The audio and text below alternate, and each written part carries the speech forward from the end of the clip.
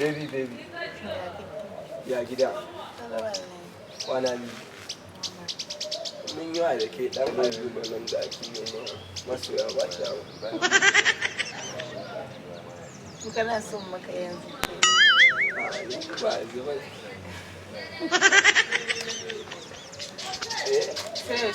Ba daidai san da ya kamata shi. Ko?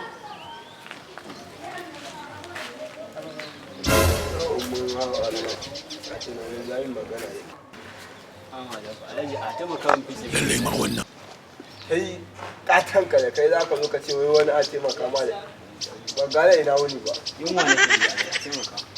A taimaka ma da ni. Kai ba haka zai da Allah ba wajen da Allah. Taimako bayan ne. Kaga.